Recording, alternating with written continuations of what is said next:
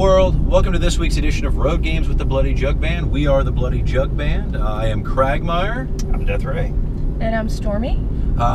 Road games we play while on the road, going to gigs, going to rehearsals, going to out to drink lots of rum, whatever we're doing. Gluten-free rum. Gluten-free rum. Whatever we're traveling, we like to play games, entertain ourselves, and bring you along for the ride. Stormy, as the resident game master, what game are we playing this week? Today we are playing a game of Would You Rather. Would you rather a new game, a relatively new game to the staple of games we play on the road. Stormy's going to ask us a question. Would you rather this or that? And we are going to give our thoughts. All right, I can do that. Pretty self-explanatory. I've got thoughts already. Do you? You don't even know what the questions are, and you've already got thoughts. Disturbing what's running around. I could be the Joker almost, I feel. So much disturbing thought running my mind. Stormy, I guess let's get started. Would you rather what? Let's see. Would you rather swim 300 meters through shit or dead bodies? 300 meters. Starting off strong. I like it. This is the politically correct version of Road Games, by the way, where we try to tone it back a little bit. Right. So, something for the kids. 300 meters, is that a long distance? Well, a meter is almost equal to a yard, isn't that right? So it's about slightly less than a quarter mile, let's just say. Okay, all right. So it's not a short swim, not just in and out. You've got to go some distance. like one time around the running track. Okay. Right. So, one time around the running That's track. 400 meters around. Right. The running So I track. have to swim that long through shit or dead bodies. Oof. Well, this is a tough one.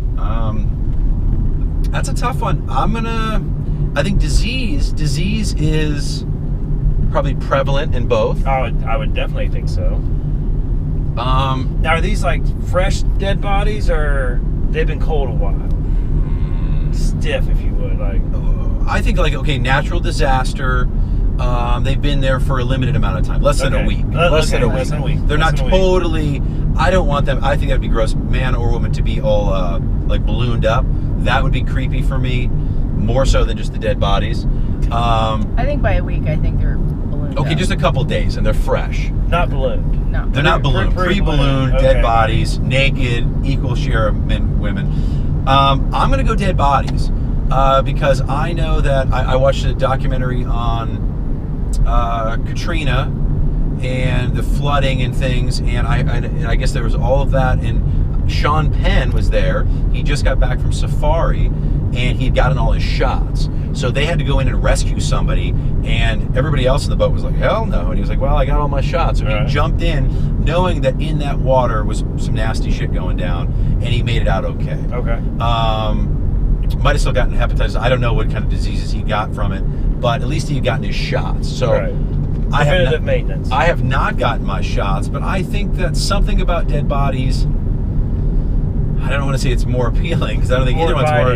Yeah, but I do think dead bodies might be better than just shit from start to finish. Maybe I could get a little break in a dead body, like get a little, get some easy swimming going on. I think if you're in shit, it's going to be visibility none. No visibility. You have to swim underwater? You can't swim with your head out of the water? Well, maybe. I mean, you're going to have to. But I mean, if you got to dive down or something, it's very zero disability, even with goggles and mask, a snorkel. I don't think it's going to help you. Flippers? Flippers might help go faster. Through the dead bodies. So I'm going to go dead bodies. I'm sure it does not surprise you that I'm a dead bodies swimmer as well. Okay. Yeah, Okay, well, that was only question one, so... there's more? I'm already entertained. I hope the audience is as well. Stormy, what's the next one? Would you rather know how you will die or when you will die? Know how you will die or when you will die? Yes. I think that one's easier for me. I think I could go how you would die, because, they're setting the parameter. Are you going to die in a car accident, but they're not saying when. Leave some enjoyment. Right. I think if they said you're going to die, July 4th, 2017, you got a lot of crap to do the rest of the day. You're going to call in sick, aren't you?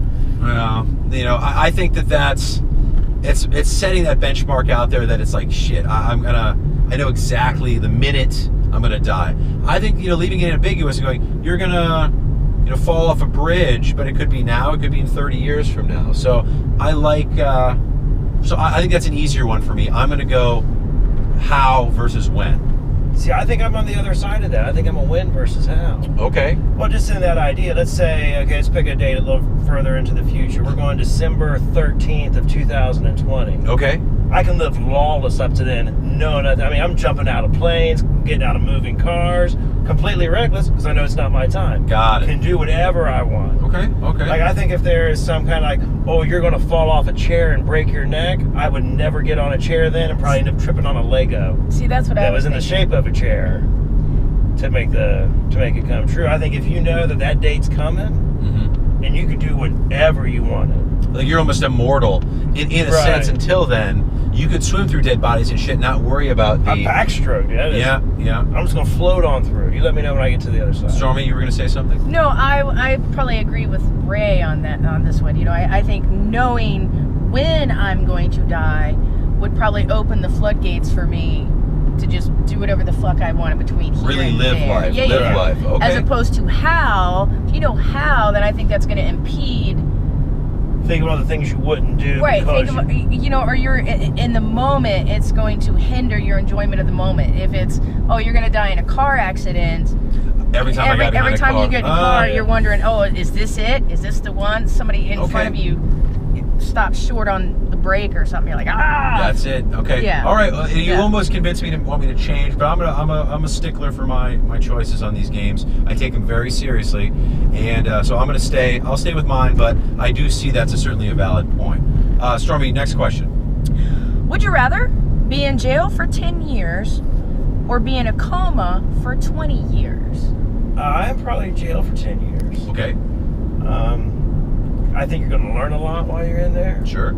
They got all kinds of technical classes. I mean, it's not like we're going to, you know, doing hard time and, you know, we have to go to the big house, the penitentiary. We've been hanging out in county jail for 10 years all.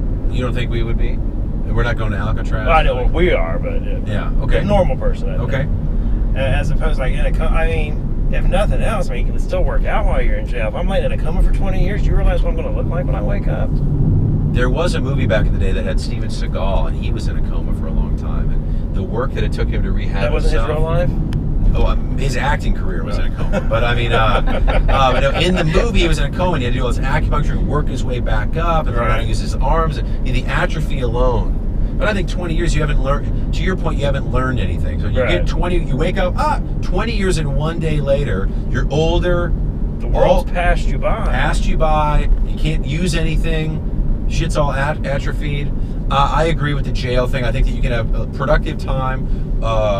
Either, I mean, it could be working out in the gym. You know, if you like getting, you know, gang raped in the shower, like, you're going to get a lot of that time. Maybe you're on both sides. I mean, after 10 years, I mean, you may start off as the catcher and wind up the pitcher. Right. I mean, there's a lot of growth that can happen to a human being in jail for 10 years. Not a lot of growth unless you got some crazy dreams. Like, you could wake up and go, like, you know. I can make a reference to a friend of mine. I don't know this to be true, but he told this story. Okay. So all I can do is retell it. Okay. Is he had gotten out, he was busted, spent some time in jail for drug possession. Okay. Got out, and while he was in jail, he was working on his novel. And when he got out, he was going to finish it up, and did not have the time in a regular life to finish up his novel. So he went and got high again right before his whiz quiz, so they would put him back in jail for another 6 months so he could finish it. Wow. He needed to have an uninterrupted time to finish his thought process. Okay, so for those out there, kids, you know, jail's something to aim for if you got shit to do. You know, you want some free time to get some stuff done, the unwritten memoirs. Jail time. Wasn't it Merle Haggard spent some time in jail? What's that? Didn't Merle Haggard spend some time? Sure. Yeah, I think all those countries. That's where he saw Johnny Cash for the first time. But I do think in coma, you're not writing a novel. You can write a novel when you get out, if you could, you know, lift your arm up to do the deal. Right. But you're not getting a lot done in that 20 years, except for a lot of napping. And I'm a big fan of napping, but not even you could nap that much. Yeah, that seems long. Okay, Stormy, last question. Last question of this Would You Rather round. Let's see, our last question is, would you rather fight 100 duck-sized horses or one horse-sized duck? So we're this isn't reality. 100 It's not? duck-sized horses. So a lot of little-ass horses running around. Or one horse-sized duck. So a big-ass duck. big, Big ass duck. Yeah. like the swans at Lake Eola or something. We've got a big fucking duck. Yeah, he's bigger than that. He's going 17 hands. Which is Wow. much better than 100 dick-sized horses. Or one horse-sized dick. Thank you for that, Ray. I'm just letting you know. That's an aside. That's That's the next episode. yeah. Park that. Put the parking lot. Yeah. We'll revisit it. I think that something about, like, as I'm picturing these little horses, I don't know how you'd fight them. I don't know how you fight either of them, because I don't know if horses aren't like kangaroos that, like, get down. I mean, if you get behind a horse and you tickle its ass, you might mule kick it. Stampede. But I think a bunch of little ducks, I don't know what I would do, kick them and run. I mean, or to be trampled by that, it would be almost cute. I'd be like, oh, I'm being trampled by all these. We had to video it for the show. Yeah, I'd be being trampled by all these duck-sized horses. Not dick-sized horses. No, duck-sized horses. Okay.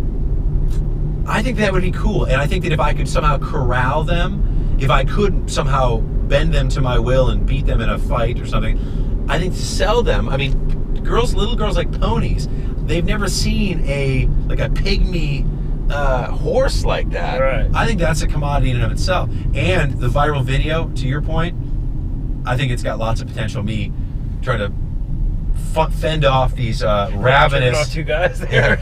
ravenous duck-sized horses. Okay, I'm gonna have to go with that. Ray? I think I'm at the horse-sized duck. Okay. One duck, Just nose to nose, monster. 220 pounds, you know. Sure. Made my weight class. We duke it out. And why? You think a horse weighs 220 pounds? I mean, I'm sure they're... Probably more than that. Yeah, more than that, I think, yeah. So even still, Okay. it's a duck. You know, it's a horse-sized duck. Sure. It's big. Yeah, Is that a exactly. duck? I don't know if that's a duck. I thought there was one in the vehicle. I thought there was a 200-pound duck in this. I think mano a mano, me, horse-sized duck. But he doesn't have any arms to pugilist up. I mean, he's got to go. He's like pretty much beat and just flapping. I think that he's probably going to, you know. He's got webbed feet though. I can step on those. Like when he's trying to make his move, just grab that, bam, down he goes. I think that's a liability. I think that's a bit of a liability for a duck. Then I think Especially such a large duck. I get all MMA style on him, take his back, rear naked choke him out.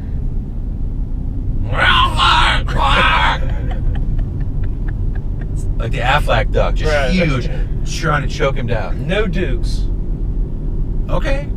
I think I'd be afraid of the big beak and stuff, but okay, I think that's valid. Well, I think that we've given them an awful lot. Yeah. A lot to think about on this episode of Would You Lots Rather of with the Road Games. Until next time, we're the Bloody Jug Band. Thank you for liking, commenting, and subscribing. I'll get in the water and I'll start to swim. Hey, can I push that button?